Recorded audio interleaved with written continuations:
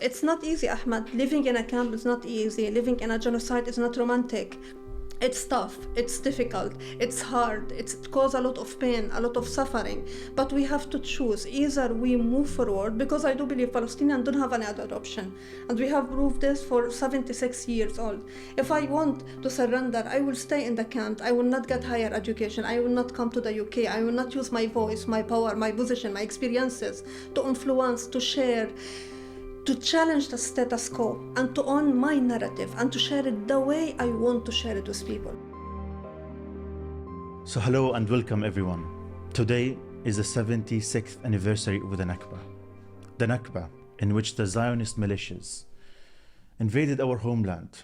They killed thousands of Palestinians and destroyed hundreds of Palestinian villages and left hundreds of thousands of Palestinians living as refugees scattered all around the world. 750,000 Palestinians were forced to leave their homes and lands in historic Palestine, going to Gaza, the West Bank, Lebanon, Syria, and all around the world. For the past 76 years, the Palestinian people have been living in exile, in humiliation, in suffering, in horror, and in trauma all around the world. So today, we commemorate this anniversary, and today we're going to talk with one of the Palestinian refugees in Lebanon.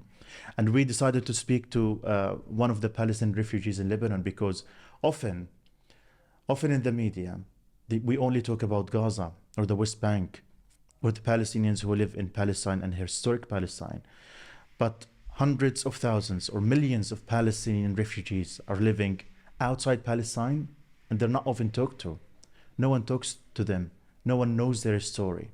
So today I'm very delighted and very happy to talk to Basma El Doukhi. She's a Palestinian scholar who is doing her PhD at Kent University in migration studies. So thank you very, very much, Basma, for joining us today. Basma, you are from the Palestinians who are living in Lebanon. Mm-hmm.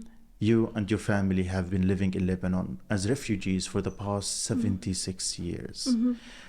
And as I said, no one knows about your suffering, your trauma, your story. No one knows your story. Even for us Palestinians who are in the West Bank or in Gaza or historic Palestine, we often don't know about you or about your stories. So how would the world know about you? And unfortunately, the media only talks to Palestinians when there is a bloodshed. When they're being killed. That's if they talk about the Palestinians, they talk about them when there is a bloodshed. But they often forget you when there is no bloodshed, especially in Lebanon, in South Lebanon, in Beirut, the refugee camps there. So today I would like to hear from you. Please tell me your story. Tell me what's going on there in the refugee camps in Lebanon. Tell me, how does it feel to be a Palestinian in this world today? Thank you so much, Ahmed, for having us, and it's a pleasure and a privilege. So it's a very good question. It's a question that I have been recently asking myself and reflecting a lot about it.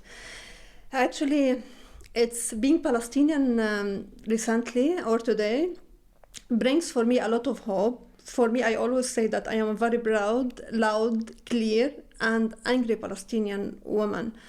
Because being Palestinian is actually knowing exactly who you are in this world, what you want people to know about you, and also being connected, grounded, rooted, not only in your own cause as a Palestinian and on your suffering and trauma, if you want to say. I don't like to say trauma, and I have my own interpretation about trauma, but it's being able to keep moving forward while living systematic years of denial of your basic human rights, living under occupation, living in exile, forced exile, continuing to inspire other younger generations to have a place in this world and to contribute.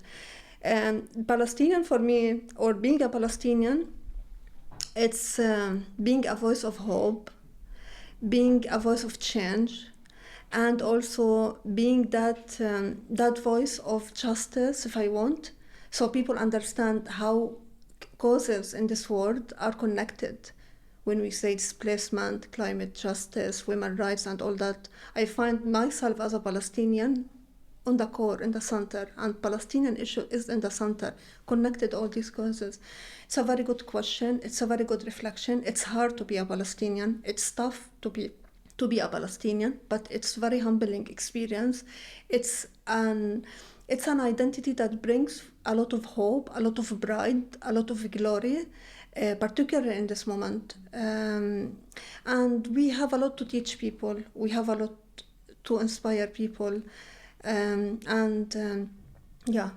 do believe I feel privileged to be I always say I am very proud to be Palestinian all the time, but particularly during this genocide, I feel particularly very proud and grateful to be a Palestinian.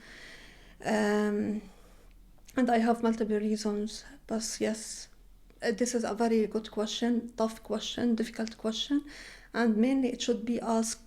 I always ask this question to non-Palestinians, because as Palestinians we always have that pride in our identity and in our rootness, who we are in this world and what we want.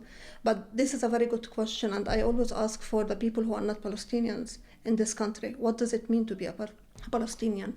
So just letting us understand the experience and the stories and this is a very positive way to put it. Yeah. Allow me to ask you, why are you so positive? Like, we're living in a genocide. You have been living as a refugee your entire life and your family. And now we will talk more about the situation of the camps in Lebanon. Where does this positivity come from?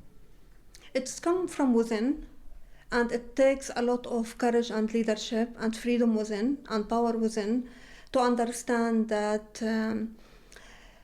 suffering, it's you can take it in both sides. You can take it positively or you can take it negatively. How can you take suffering positively? Just wondering. Yeah, you learn from it. You try to understand how you are feeling and why you are suffering that, and you claim your voice and you claim your position and you own your narrative and you share your narrative. So we have two options, or I always have two options. Either I move forward and I understand what I have to do and I do it, or either I just surrender, I just keep feeling helpless, powerless, and this is not the option that I want to choose. This is not the option that I want my nephews and my nieces and all the coming generation to see me as a Palestinian. So we choose. It's not easy, Ahmed. Living in a camp is not easy. Living in a genocide is not romantic. It's tough, it's difficult, it's hard, it causes a lot of pain, a lot of suffering. But we have to choose. Either we move forward, because I do believe Palestinians don't have any other option. And we have proved this for 76 years old. If I want to surrender, I will stay in the camp. I will not get higher education. I will not come to the UK. I will not use my voice, my power, my position, my experiences to influence, to share, to challenge the status quo, and to own my narrative and to share it the way I want to share it with people. Don't you think that this is a very romantic way of describing the situation? It's too positive. I mean, when I think about it, I really appreciate what you're saying. It's very powerful. It's very lovely. It's beautiful. But when you think of the situation back home in Palestine, people are dying. They're being killed. They're being starved in tens of thousands. And now we're sitting here in London romanticizing and talking in a very, very positive way. Do you think this is realistic? Do you think it's right? Just let me correct you, Ahmed. I am not making these experiences romantic. And as a Palestinian, I do understand these experiences, and I am now able to comprehend and to understand really the real meaning of displacement, because I just turned up living in a camp, so I did not face these multiple displacement and killing and murder. I just hear the stories. But Ahmed, as I said before, you just have to choose between two options. I am not saying that we have to be positive and we have to celebrate what's happening. No, at all.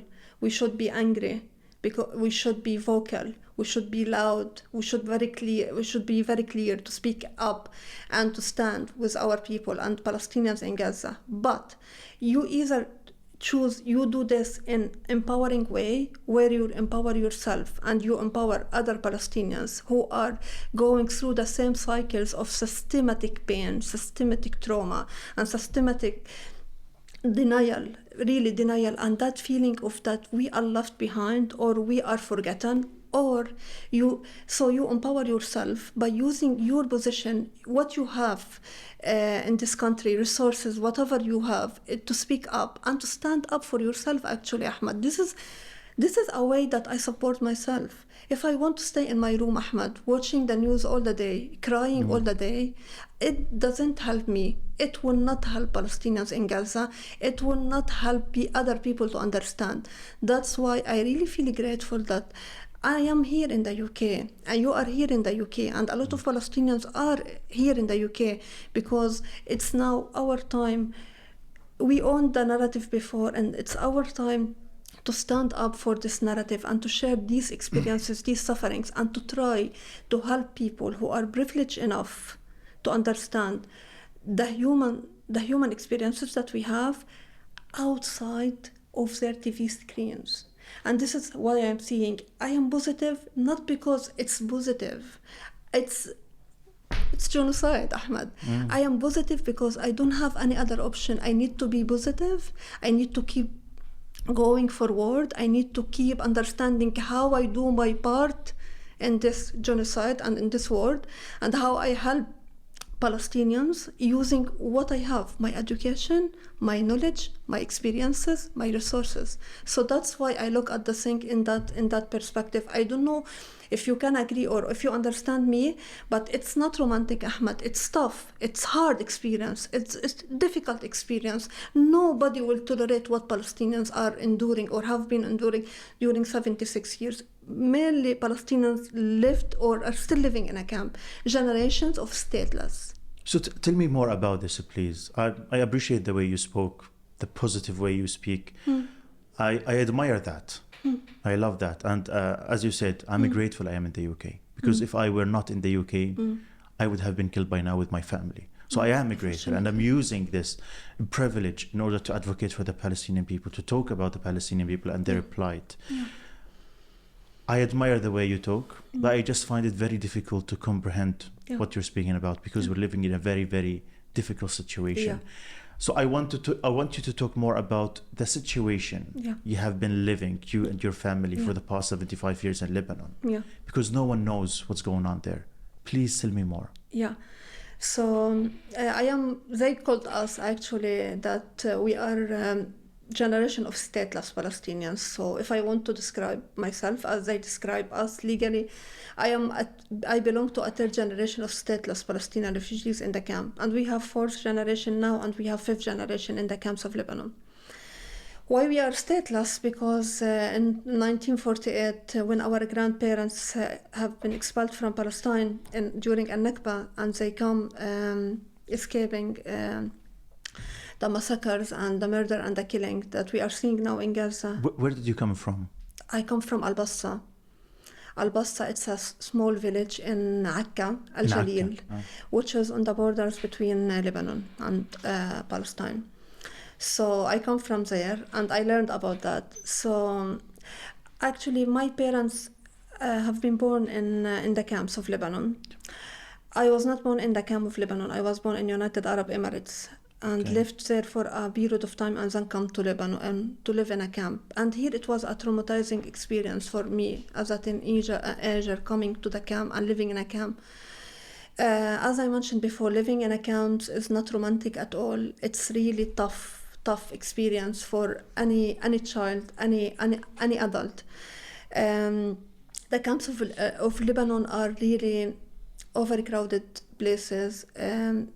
Places with security checkpoint, military checkpoint, so we don't have that freedom of movement within the camps. Why is that? Because keeping the security and the sovereignty of the country, and making sure that the camps are just protected or might not cause any harm to the Lebanese host community. So this is something we need to talk about, because usually when people here in the UK hear our Palestinian refugee in Lebanon, they would think that they're having the same rights as a Palestinian refugee in the UK or a Syrian refugee in the UK. Yeah. But in Lebanon, Yeah. for the past 76 years, they have been living confined in refugee camps with the checkpoints. They don't have rights. Absolutely. They don't have any rights that the Lebanese people enjoy. Can you tell me more about these rights that you are denied from and what life looks like at the camp? I believe you came from a Rashidieh camp. Yes. So to start, Palestinians in the camps of Lebanon and outside the camps of Lebanon, we do have gatherings, are stateless. So they don't belong to a state. They have refugee travel document based on Casablanca agreement between Arab states that they host Palestinians in their country, but we are prevented, particularly in Lebanon, because Lebanon rejected that. And Lebanon is not a signatory for refugee convention, so they don't recognize refugees in general, not only Palestinians. So we are not allowed to have the right of citizenship or naturalization in Lebanon. So we are considered as a refugee. We have travel document, refugee travel document, and because of that status, we just allowed to stay in Lebanon and to reside in Lebanon. We are denied from more than 34 professions like engineering, journalism, to be medics, even fishing. Sometimes you need a permission to be a fisherman or whatever kind. So we are denied from the right of employment. Actually, all the civil rights, social rights, economic rights, we are denied as Palestinians. So we don't have the access to property, employment, freedom of movement, all the basic rights. We are not allowed to really enjoy it comparing to the Lebanese community. So the rights are denied. Of course, we are stateless. We cannot move freely within the country and outside the country.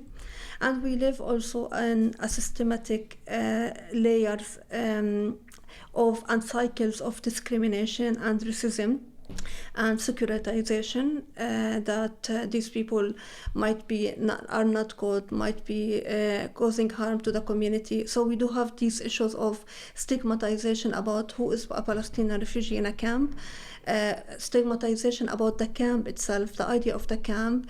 We do have a lot of very good relationship with the Lebanese host community. People are really supporting Palestinians and helping Palestinians, and they understand, but the systematic, legal and political structures in place prevent Palestinians from full enjoyment of their rights in Lebanon. And now recently with the financial, economic and social acute crisis, Palestinians are really suffering. 80% of Palestinians in the camp of Lebanon are living under poverty line.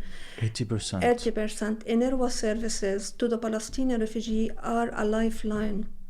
Refugees in the camps, generation of refugees are depending completely on the health care, education care, social protection, and cash from UNRWA. We don't have that hope, that dreams that we cannot, like Ahmed, if I can tell you, the camp itself, it's a plot that the Lebanese government or the UNRWA and the UN agency is renting from the Lebanese government for 99 years, and now we are 76 years. Palestinians in the camp don't own the land, so they are allowed to reside, but the shelters are not owned for the Palestinians. And at the end of the 99, I hope we will not stay in for 99 years in the camps. We don't know what will be the destiny of Palestinians. Palestinians are not allowed to grow horizontally and vertically, so we are just crowded within each other. And recently, we were not able to find cemeteries and places to bury our dead, so we are using the seasides of some of the camps or trying to buy other lands from Lebanese landowners to have to bury our dead. So Palestinians actually suffering from the beginning, from the day they get born to the day they die. This is the situation in Lebanon. It's hard, it's tough, and younger generation, imagine you just have that systematic level of racism living all your life looking at you. She's a Palestinian refugee. Oh, she is living in a camp. Do you have tents in the camps? Do you drink clean water? Do you speak languages in the camp? You are educated. We thought that you don't know how to read or to write. Such ideas, such narratives that you got a full scholarship. And you get a place and a quota to the university. And the most important idea, the idea of competition. As a Palestinian, and I dislike this idea in Lebanon and everywhere actually, you have to prove yourself that you are a good human, because we have been dehumanized for so many years. You just have to prove that I am good, I love, I dance, I can speak languages, I am really beautiful human being. You have to justify your humanity to people, and you have to really to challenge all the time that negative narrative and status quo about you. And sometimes you have to respond to very racist remarks about who you are, your identity, your cause in general. And also you have to tolerate, you find yourself, you have to defend and to prove yourself, and then you have to compete. Because if you are not allowed to enjoy your basic human rights, if you want to have a job, you have to be exceptional, Ahmed. You have to be, oh wow, she was one of the best candidates. Palestinians, we adore education, and we are very well known in Lebanon and all around Arab world that we are the best educated community in the Arab world and even in the world, with higher level of PhD holders and a lot of stuff. But in Lebanon particularly, if you want to apply for a certain particular job in the private market, forget about the government market, because we are not allowed. You have to compete, you have to prove to yourself that you do have the skills, you have the languages, you have the competency, or you don't work. And now my concern, the fourth generation and the fifth generations in the camps of Lebanon, because of what's happening now, the crisis that also our Lebanese host community and neighbors and friends are suffering now, these people are not able to access dignified and available employment opportunity. So we just live without any sense of dignity, without any sense of really enjoyment of basic human rights and basic humanity. And the camps were temporary. I remember my grandfather telling me, we just come for 15 days. It's temporary, and now we call it in Lebanon, we always call it, it's a temporary permanent place now for us. After everything you have just said, how come you are positive? Because I just don't... mind-boggling for me. I don't want to stay in that negative side. I don't want to be labeled, Ahmed. I want to have a legacy in my life. I want people to remember me. But you have been wronged your entire life. We're talking about 76 years. It's not just a day or two or a month or two. Yeah. You have been living this your entire life, and your parents have been living this their entire life. Yeah. And what is your fault? What did you do wrong to deserve all of this dehumanization and suffering and trauma? I don't think that my grandparents did something wrong, or my parents, or myself, or now my nephews and nieces. It's because we are Palestinians. But this is the idea. It's not being, Ahmed, it's not being positive. I will say it very frankly to you. I always say I don't want to be labeled. I want to be beyond labels. And I want now to break that cycles of dehumanization and being dehumanized all my life. I own what I want to do in this life. I am in a position to say I reject all these cycles of racism, discrimination, displacement that I have suffered. I wanna have a legacy in life. My legacy is using every opportunity, using my skills, my education, my voice, my power, my privilege, to stand up for my rights and to help my Palestinian community, this younger generation, not to lose hope, Ahmed. Hope is our key. If I lost hope, Ahmed, you will not see me here. You will not see me doing my PhD, going and working with UN agencies, having my own career, being respected woman. I want to respect myself, Ahmed. It's not being positive. It's having your voice, your role in this life. Challenge. Who will break these cycles, Ahmed? I will ask you. If I, as a Palestinian, and we as a Palestinian, we did not understand the level of trauma and suffering and displacement that we lived and we're still living now, and we did not decide, or we don't decide that we want to take that opportunity, and we need to challenge. Who will break this for us, Ahmed? Who will break these cycles of dehumanization? Unfortunately, no one. We have to do the job, Ahmed. I agree with you. We have to do the job. But sometimes I feel like we are putting a lot of responsibilities and burdens upon ourselves, on our shoulders. We, the Palestinians, we don't have to challenge everyone and to fight everyone and to do more work and work. We have been the victims for so long. And now it's time for the international community to bear the responsibilities.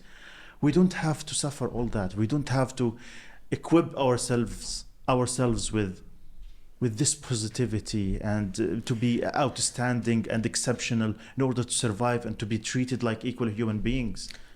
Like it's their fault. It's not our fault. And they have to bear the responsibilities. They have to do more work. Thank you, Ahmed. Thank you for your transparency. But I want to now challenge you a little bit as a Palestinian. Please. I reject that narrative of victim. Yes, we are victims. But I don't want to stay all my life as a victim. This is number one. And number two, I don't want to be seen as positive, because I am angry a lot now and frustrated and desperate, but I want to be seen as somebody who have courage, leadership, freedom, power to challenge. This is my duty. I will not wait the international community to come and to challenge, because I have been waiting for 76 years so far. And we are seeing that what's happening from October till now for Gaza. I don't want to wait anybody, not international community, not UN agencies, not rich people, not any kind of, I don't want to wait anybody to help me. I have that, I know it's heavy. I feel a lot, I carry a lot of heavy stuff on my shoulders, and it's not easy. Nobody will understand this, and they will try to understand, but they will not really understand our experiences and feel the same feelings that we have. But Ahmed, for me personally, maybe you don't agree with me. As I mentioned, I want... No. I totally agree with you. I just want to understand how can you be so positive? Okay, I will tell it for you. For me, it's not only positive. It requires from me a lot of courage, a lot of leadership, autonomy, agency, freedom, and power. All these have taken from us. All these have taken from us in this process of dehumanization and displacement. Nobody, Ahmed, will come, particularly people with privilege, will come and say to you, hey, Basma, let me give you some power. Let give me you some leadership. Let give me you some courage. No, I have to decide myself as a Palestinian that I don't want to be labeled anymore. I don't want to be stuck in that victim narrative anymore. Even though I am suffering and I am victim, I am not a victim anymore. I don't want to be just stuck in that victim narrative anymore. I want to take all what I have and to use all what I have to not only to be a Palestinian that after so many years I feel proud of myself, Ahmed, and I respect myself. This is the way I want a legacy in this life. All Palestinians they want a legacy.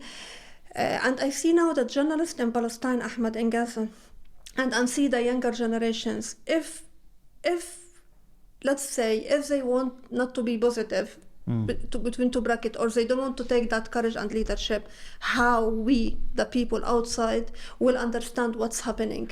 They took that leadership, they took that courage, that freedom within, that power within to share. It's hard because victims are telling us the stories of their murder and killing. But for us, or for me, it's inspiring and enlightening a lot, because I have learned from them that, yes, I do have also things to do. So it's not positive. For me, it requires a lot of things that I have been deprived of, prevented of, and now it's time when I feel I am grounded, rooted, strong enough to claim it. Claim it. Nobody will give me that. That's why I am very happy, grateful that I am in academia. I am in the UK because Palestinian voice matter. Our experiences matter. People here are being taught about camps. They have never met any person from the camps. They know about Palestinians from books. This is why my face is important. My voice is important. My skills are important. I don't want anybody to see me as a victim. I don't want anybody to see me as a victim. I just want to break this cycle. I want to help other generations to break this cycle. When I applied for a scholarship and come to this country to do PhD, I was not a victim. Or I was a victim, but I don't want to be people looking at me as a victim. No, I am a person with agency. They took our agency, we need to claim it. We do have autonomy. Frankly, Ahmed, it's not positivity. It's hard for me to say this. I don't know if you can understand my feeling. It's hard to me to say this, but I don't have any other option. I don't have another option. I need to stop this. I need to challenge. We need to challenge. We need to do our part. And we should do our part. We should do. The future generation of Palestinians need to do this. We need to understand the lesson, Ahmed. I understood it. And I am doing my best. What is this lesson? Nobody will help. Let me rephrase it in a good way, positive way. Because I am positive.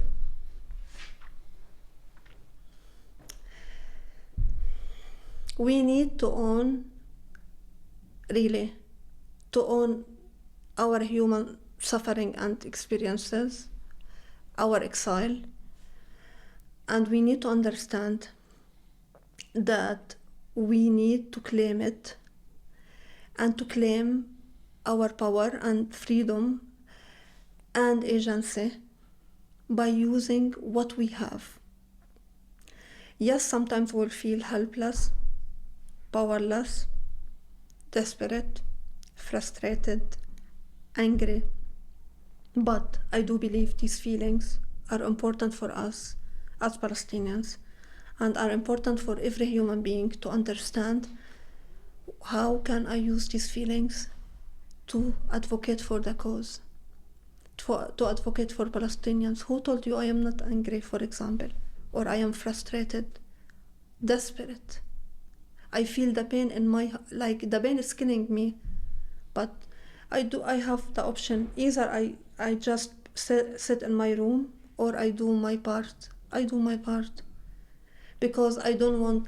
Look, Ahmed, I always say this to people when I meet them and to myself. I want, after 5-10 years of this horrible horrors of Gaza, what we are seeing, and genocide, as a Palestinian, to be able to respect myself and as a human. This is not positivity. This is out of respect to who I am, to my roots. That's why I started by saying I am grounded and rooted. It's not a word. How you feel you grounded? When you own what I have mentioned before, when you claim it, so nobody takes it from you. I hope you understand me. It's not romantic, it's difficult. But do you know, Ahmed, all the experiences that I have suffered during my life as a refugee myself and working with refugees in conflict zones have taught me that nobody will help us except us. I don't know what to say, but all I have to say is that I really, really admire your courage, your power, your resilience, your resistance. And I accept everything you said. But if someone else said that to me, if a non-Palestinian said all of that to me, I wouldn't accept it. From a Palestinian, I think this is absolutely courageous and powerful. And I admire that very much. Thank you very much. Thank you. Thank Ahmed, you. let me correct this word before you ask the second question. Also, I reject resilience. This is a very Western concept to describe our Palestinian human unique experience. I do love Sumud, and I do believe... Tell me more about that. What is the difference between Sumud and resilience? Okay. So, in my opinion, frankly, resilience is people asking you to stay positive or resilient facing injustices, displacement, genocide, killing, murder, and all the stuff. Being resilient, being flexible, For me, a normal human being should not be resilient facing all these injustices. You should be vocal, loud, speak up, and try to change and try to challenge all these for yourself, for your community, and for your family, and for a better world. Sumud is, as I mentioned, it takes from your deprivation and vulnerability and all these ugly, bad, tough, difficult experiences and understand your value and what you can do and use it. This is Sumud. This is Sumud. You get out from that narrative of victimization and we are victims to how you survive, how you thrive, but at the same time how you use and how you claim what people want to deprive you from. This is Sumud, and this is what actually we should use, not resilience. They want us to be resilience. They always speak about refugees resilience or displaced people resilience. For me, it's beyond resilience. It's thriving. It's Sumud. And I always ask myself, nobody will be able at one point of his life or her life or their life to tolerate what Palestinians have been suffering from 76 years. I will tell you like one image that represents that idea to you. I always get tired of doing PhD because of all what's happening. When I saw recently Tamer, a student from Gaza, discussing his master thesis in a tent, can you imagine other people under this genocide discussing the master thesis in a tent? It would be very difficult. This is not resilience, Ahmed. This is Sumud. This is beyond Sumud even. This is beyond Sumud. Do you know, I feel sometimes we need to create our own terms, Palestinians. We need to find words that describes our human suffering, which are only unique for Palestinians because our experiences are unique. So we need to start thinking of our own terminology when we describe our Palestinian suffering. Not suffering only, our Palestinian human experiences. We need our own words to describe what we feel, how we feel it, what we do, how we claim it, how we own it. Tell me more about these terms and terminology. What other terms would you describe the Palestinian people with other than Sumud? Oh, this is a very good question, but a very deep question as well. I know we were supposed to talk about the Nakba, about the refugees, but Yeah. you took me to another direction, which I really like. So I'm sorry if we divert the conversation. No, it's a nice conversation. It's empowering conversation, Ahmed. It gives us a lot of power within and support as well. Let's say starting by Sumud. What else, Basma? Amal. Like people use, and also this is a very good point to say. People always describe us using non-Arabic words, but I find our Arabic language have a lot of meanings and words that really can describe our experiences, unique experiences as Palestinians.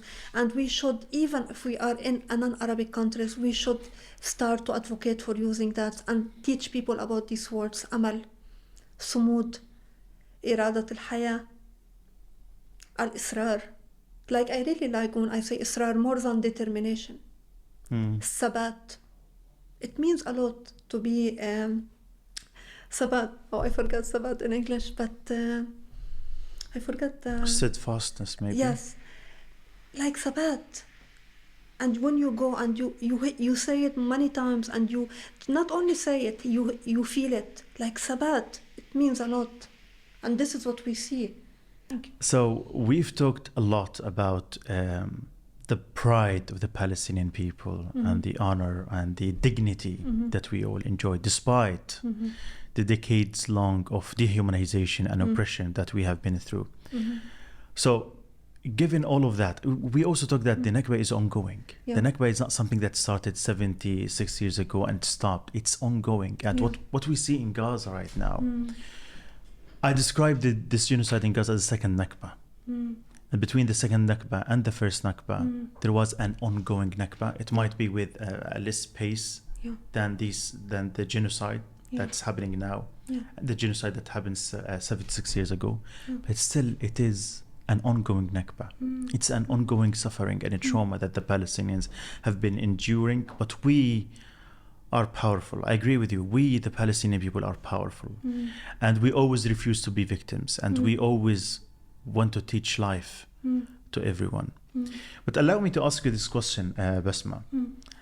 For you and your family and your friends in Lebanon, especially in the refugees in Lebanon, do you feel a lot of connection to Palestine, or do you feel that you are immersed with other nationalities? Or tell me more about the identity or the identity crisis, if you would like to prefer to call it this way, in Lebanon. Again, this word of identity crisis is a Western also word to describe Palestinian experience. So I don't like to use it, because Palestinians in the camps of Lebanon actually don't have that identity crisis. They know exactly who they are, and they know their roots and ground exactly. And even for those who never lived in Palestine. Absolutely, I never lived in Palestine. My parents never lived in Palestine. I have learned about Palestine from the stories of my grandparents, and then from my mother and from my dad. And also now we are transforming that history, that narrative, that stories, that identity, nationality, feeling, sense of belonging, who we are to the future generations, the third generation and the fourth generation, the fifth generation. Actually, Ahmed, if you visited the camps in Lebanon, the camps are small pieces of Palestine. Everywhere, every street, every corner, you will hear the names of the villages that these people have been expelled from Palestine. You will see like Gaza, Haifa, Yafa. Even we name our children by the names of our villages to keep that memory, to keep that identity, to keep that existence. To exist is to remember, is to teach, is to transform and to transfer. And this is what we are doing in the camps. So that I see the camp as a place that, yes, we are deprived of our rights as a human being, but at the same time as a place where identity, sense of belonging, making you feel grounded and rooted is there, because history is transformed, culture is transformed, knowledge is transformed. You know, this is really, really interesting, because I agree with you. We, the Palestinians, we feel, I think we have a stronger connection to our identity more than any other people in the world, despite what is going through. When we go from Gaza or from the West Bank outside, we roam all around the world, but we always feel a huge connection to Palestine. We always identify ourselves as Palestinians. Even when we have other citizenship or passport, we are Palestinians. Absolutely. And I don't know, do you think this is something that is unique to the Palestinians, that they are very, very proud of their identity, they have a huge connection to their identity, or this is something that happens across cultures? Yes, I do believe that Palestinians are very unique, and Palestinian experience is very unique in that kind of how we build, shape, and learn about our identity and transfer it from one generation to other generation. And I really like this quote in Arabic, which is, all people have their own home where they can live in it, but Palestinians have the home in the heart. And this is literally what Palestinians are doing in Palestine, in West Bank, in Gaza, in Jerusalem, in the refugee camps, in their forced exile everywhere in the world, to keep that identity, to keep that connection, to keep that feel of grounded, rooted, how you present yourself to the world, how you want the world to present, to see you as a Palestinian. So identity is critical to us, is critical really to how we live and how we thrive in this particular circumstances, particularly for Palestinians in Lebanon. We have been recognized as stateless, so we don't belong to any state. We just stateless.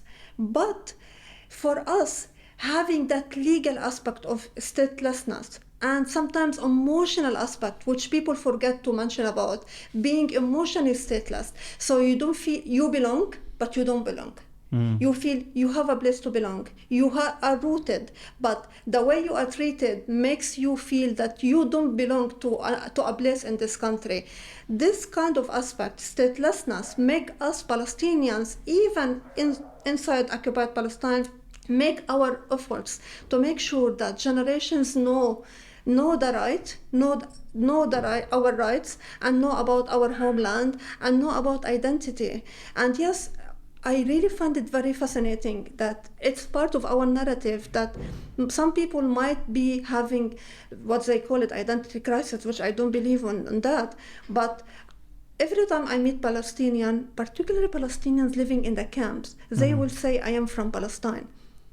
I never said I am a Palestinian from Lebanon. I always say I am Palestinian because this is who I am. This is where I feel that I belong. So belonging to Palestinian, and this is also another word that we have to find a replacement in our Palestinian terminology as well. Belonging, it's beyond having a place, living in a place. It's creating your own place, even if you are in your exile. And this is a unique experience of the camps of Lebanon and of the Palestinian experience, making that place in every detail. This is a sign of Palestinian identity. This is home for me. This is a reminder of who I am. And a reminder for people from where I am. Yes, but you haven't been to Palestine before. Unfortunately. And can I ask, when was the first time you met someone from Palestine who lives now in Palestine, Gaza or the West Bank? It was on 2019. Really? 2019? Yeah. When you came to the UK? When I come to the UK. And it was a dream, Ahmed. I don't know, because I just I was able to see you through the TV screens, and this is what's happening now with the people in Gaza, trying to make that connection, emotional connection and emotional building and understanding about what you have been experiencing through TV. So when I saw somebody from Gaza, it was like, oh no way, this is real.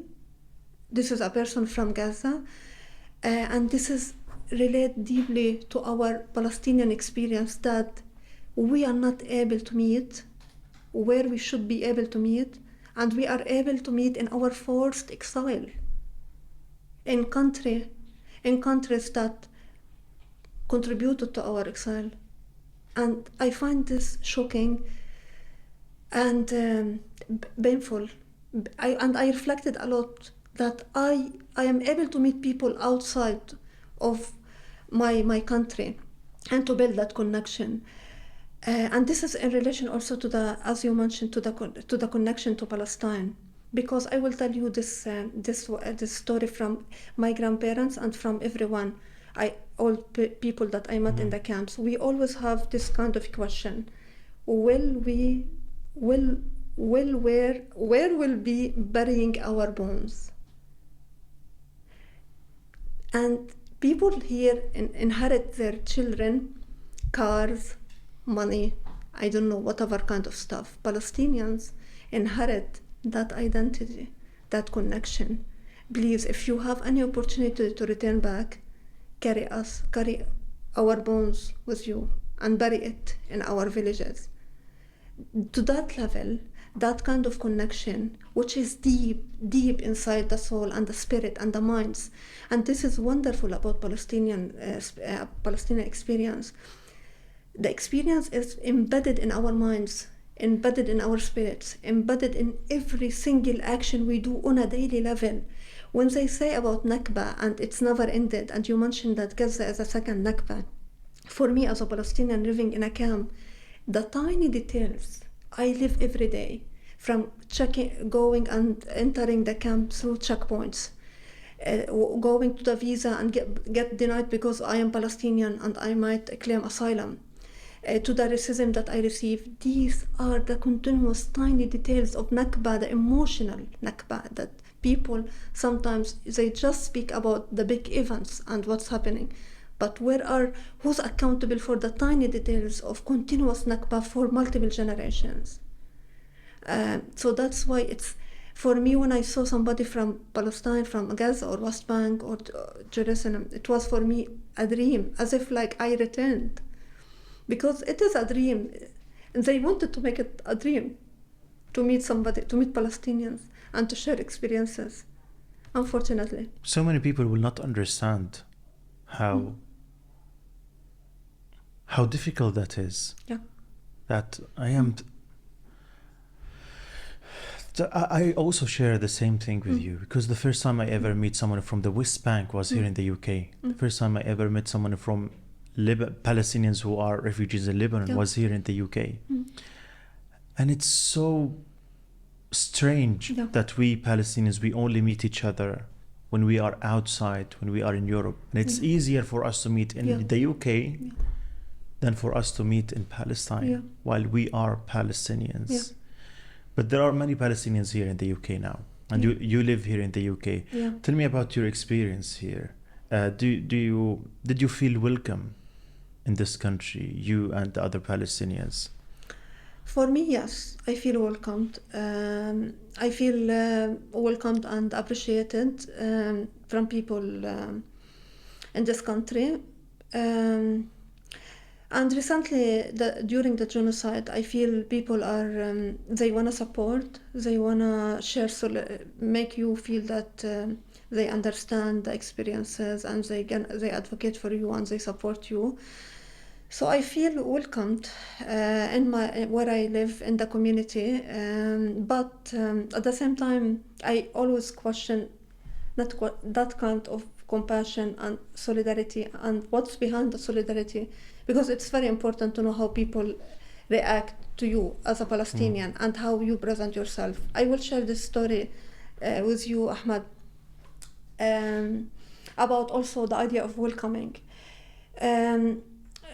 During one event which I was leading and where I live, one person came to me and he mentioned that he was very inspired about me.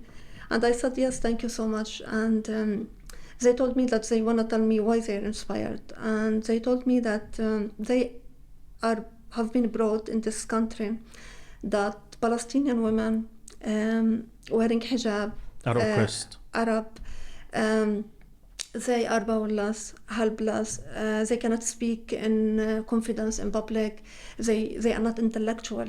Even they are not smart, they don't have that intellectual ability to communicate, to look at your eyes, they don't have that body language.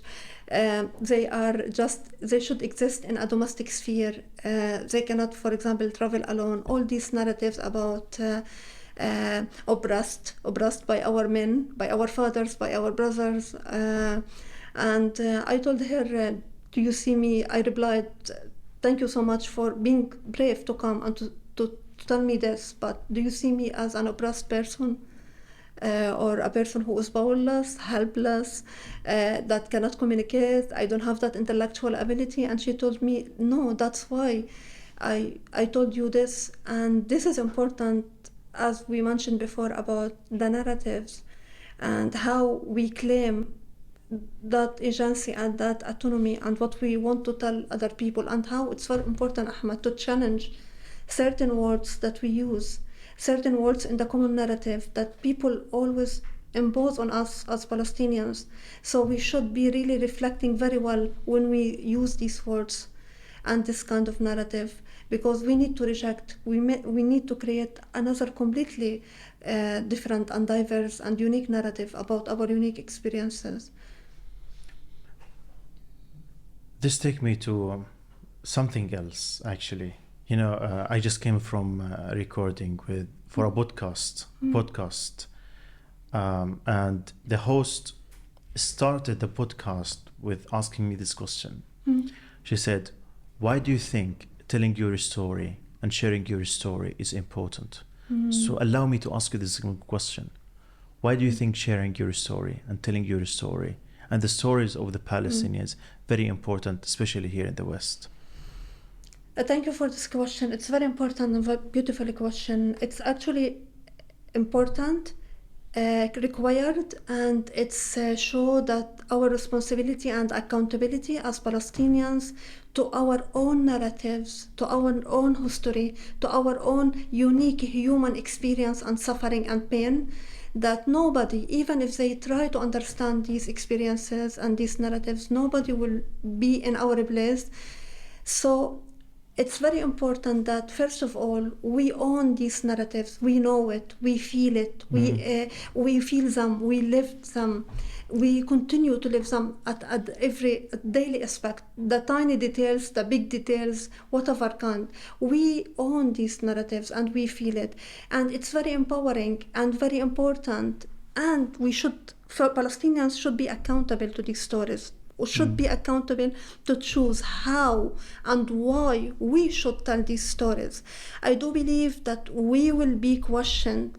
Palestinians who have power, position, resources, voices, will be questioned by the future generations. What did you do to amplify your voices and other your community voices? How did you use your education, your position, your privilege living in the UK to challenge status quo, to advocate for the cause, to raise awareness? And by the way, and this is an important question, telling stories should be a form of counter storytelling, which is empowering, centering people's stories. I reject to educate people. I don't want to educate people about what's happening. People should be going and educating themselves about what's happening. I am here as a Basma, as a Palestinian, to give a face to the story, to the experience. So we stop these cycles of fear, silence, and dehumanization. People stop reading from books about us, watching us on TV and feeling bad. Oh, but I am really feeling sorry and bad. Or, for example, telling us that we are numbers. 10,000 have been killed. We have faces. I am here as a Basma to put this face to you, to challenge you, to ask you difficult questions, to answer your questions. This is the importance of storytelling. Storytelling should be transformative experience for Palestinians. We need to get this lesson. We need to have that accountability, that agency and autonomy to decide when, how, and why we should tell our stories. And it should not be only stories. It should be the tiny details, every tiny details of these stories and these experiences, emotional, legal, financial, economic, academic, any kind of experience that might influence. We should keep saying, nobody will be speaking on behalf of us. We should take that responsibility and accountability to change the narrative, to create a new norm and a new terminology. So we stop, for example, Ahmed asking or saying international community. We stop saying, for example, resilience. We stop saying, for example, identity crisis, because these are not applicable to the Palestinian unique experience.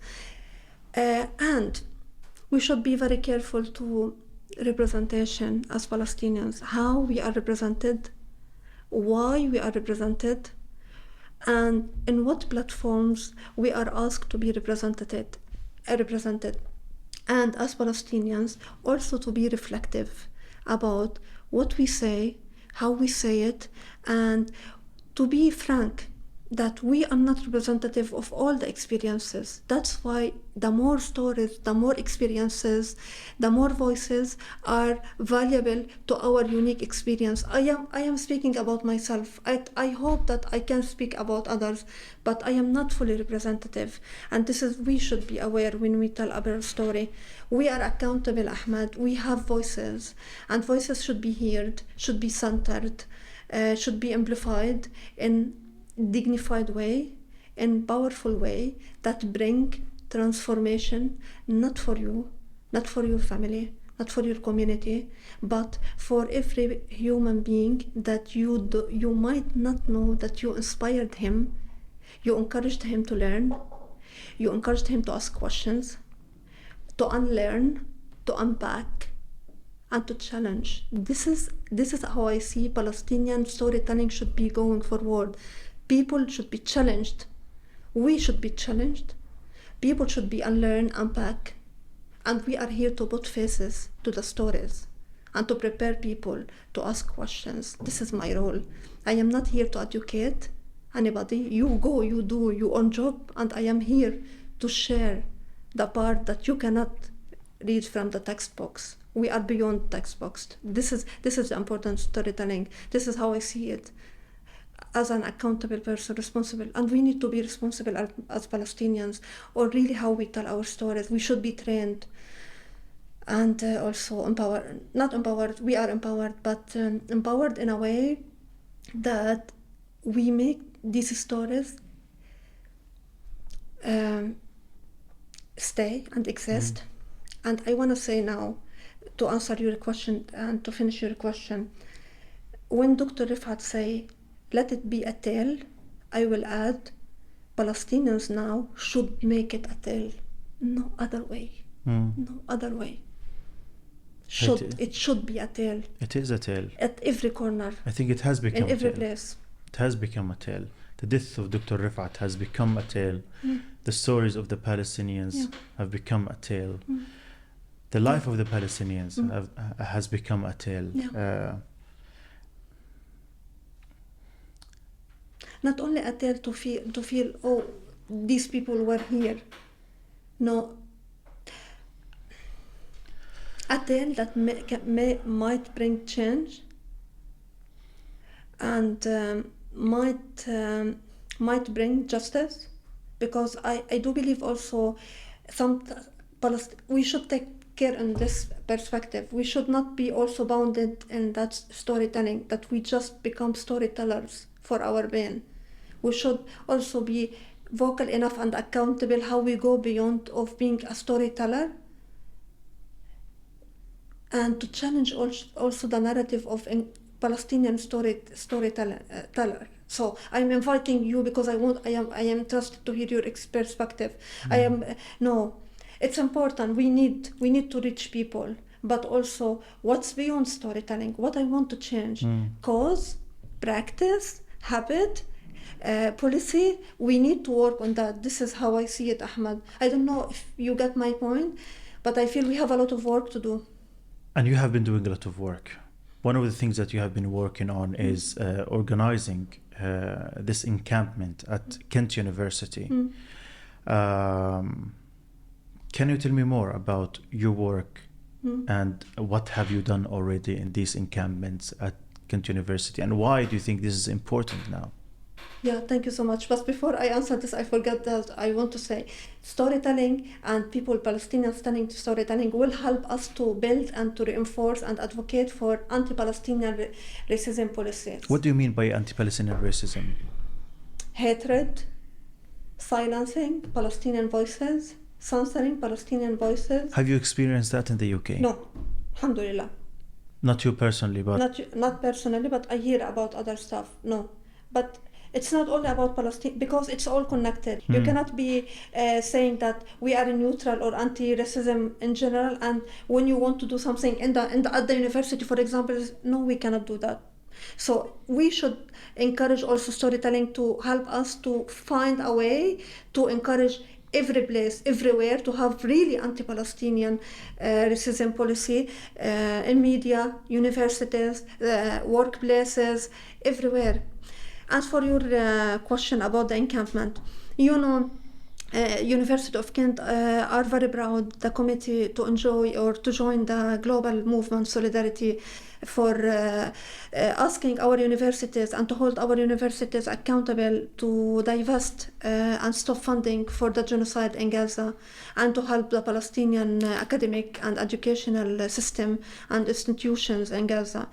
So we joined that global movement in order to ask to hold, first of all, to exercise our right or freedom to express and our right to protest peacefully, but also as an active students and academics that teach our students about social justice, human rights, human values, international laws. Our students are responsible to hold us accountable because we are teaching these values inside the classroom So we want to show it in action, in practice, and we are accountable to hold our universities accountable.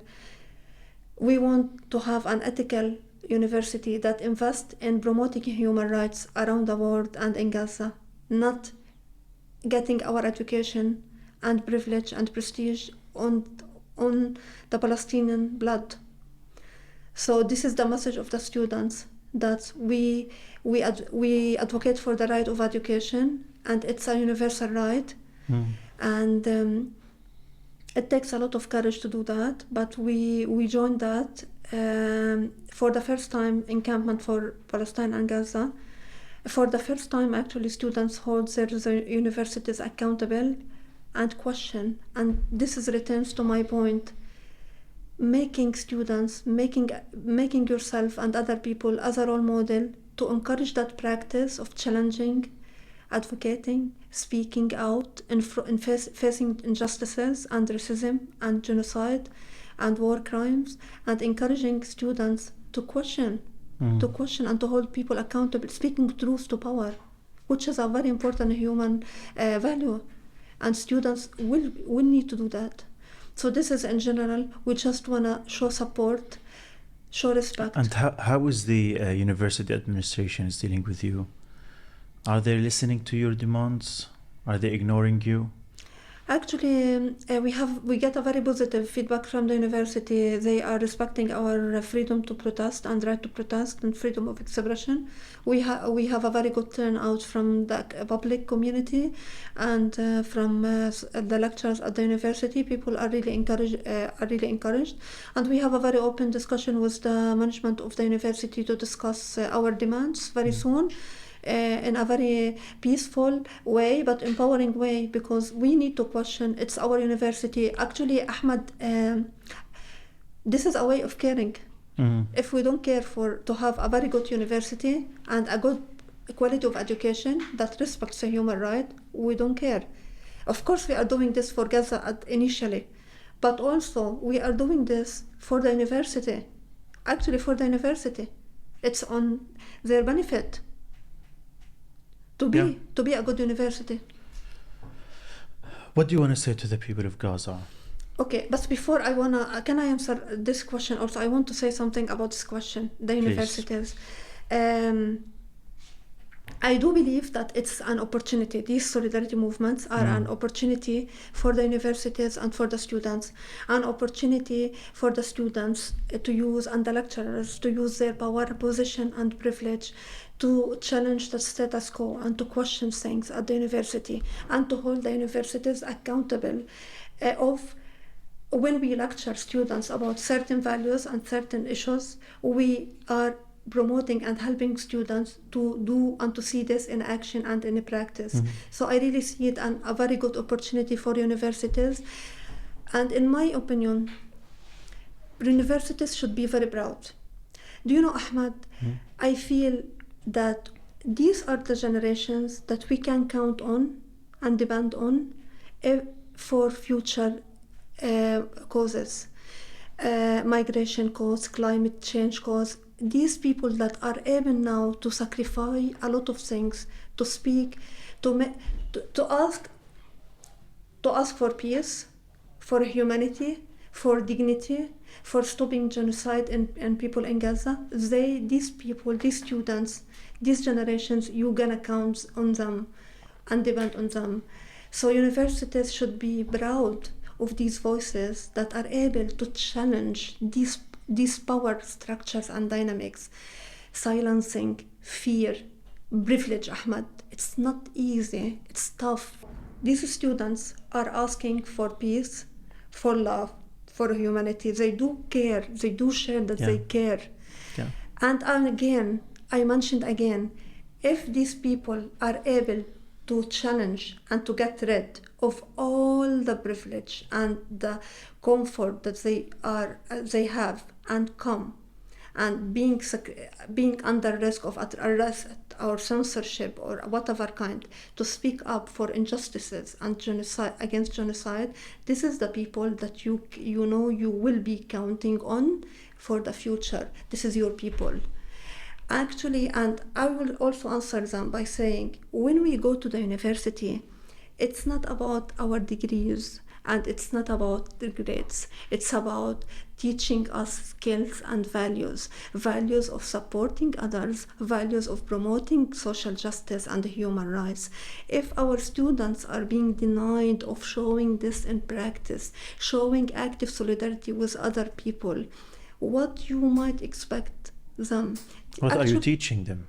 absolutely. I see it as a progressive act of accountability and responsibility from these students, holding them deeply accountable to the suffering of other students and other academics in different parts of the world. And I feel proud and I feel grateful because I felt supported as Palestinian, because they told me this message: you are not behind, and the most important message, you should not be behind, and you should not be forgotten. Your pain is our pain. What's if impacting you, you will be impacting us one day. So we are connected, Ahmed, and this is a very strong message of solidarity, and we are in all this in this we are in this all together, actually, if we are in Gaza or outside. And it's about supporting us before even supporting Gaza, supporting our. It's a test. Even you go and lecture, or you go lecture, and when the time comes, you show it in practice. And I want to send this message to the parents before I answer your question. I want to really say thank you for the parents of the students in these universities.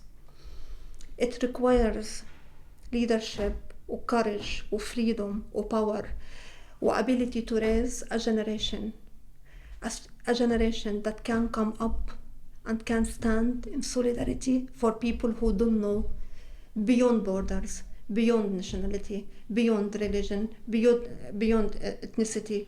Thank you for every parent who raised up these children, your children. We can count on them. Your children, we feel that we are supported as Palestinians when we see them. You did a great job to raise up a generation that holds themselves accountable, responsible for the human suffering and for ensuring that human rights are not only in textbooks, they are everywhere. So thank you. And I really need to send this message to the parents, because I know, and for my father as well, I know now that they are worried, afraid of a lot of things, because they want to encourage their children to do that, but at the same time they are afraid.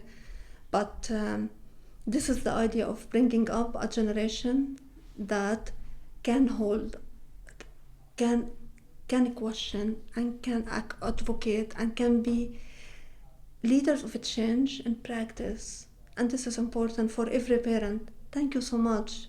Thank you so much. You don't mean how it means, not for the students in Gaza, for the moms and for the parents in Gaza, seeing your children in encampment, asking for peace, for love, justice, stop the genocide, and asking their universities to divest and to use the value on money and in ethically human way.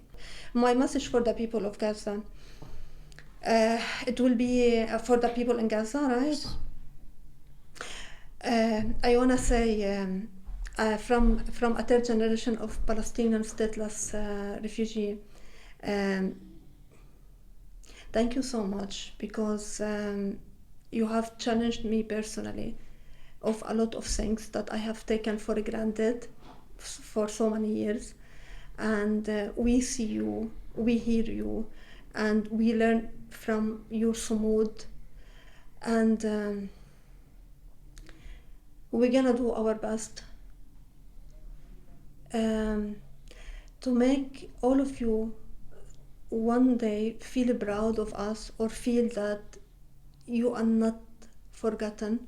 Because I am, as a Palestinian, I know what's the meaning of being forgotten and exiled in a camps. I hope you can see us. I hope you can understand that it's tough on us. From a third generation of Nakba, I see you on my grandparents.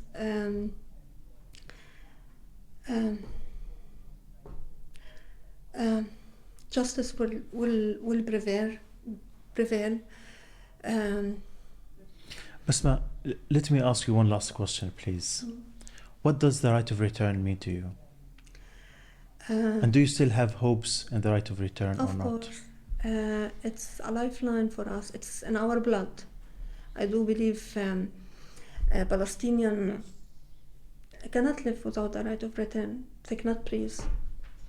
Because it's what keeps us moving forward and rooted and grounded, and that sense of belonging, that we belong to a place.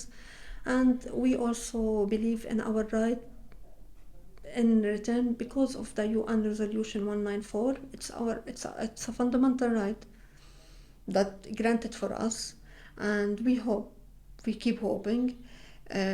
Generations are just looking for that day, because we as any other refugees in this world, we do have that right of return, protected by UN regulations, international instruments, and most important, protected in our hearts and practiced every day in our daily practices. Right of return is not a concept for us as Palestinian, and this is also, you can add it to our Palestinian experience. It's a practice, it's a daily practice, and how we say things, how we talk to people, how we do our stuff.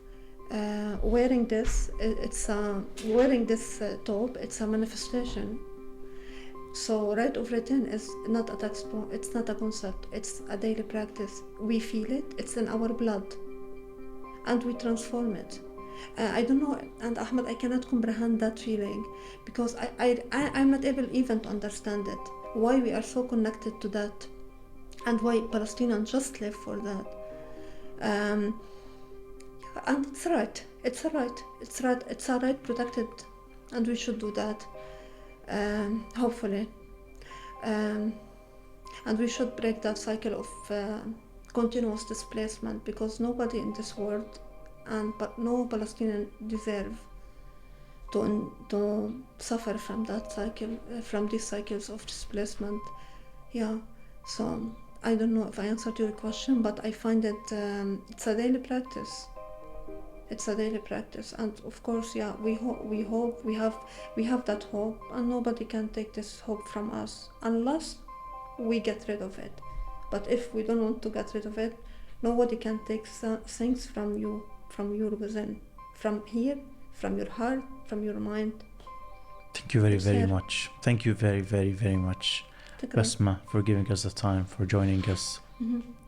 My pleasure. It's been a pleasure. Thank you. Thank you for having me. Thank you. Thank you.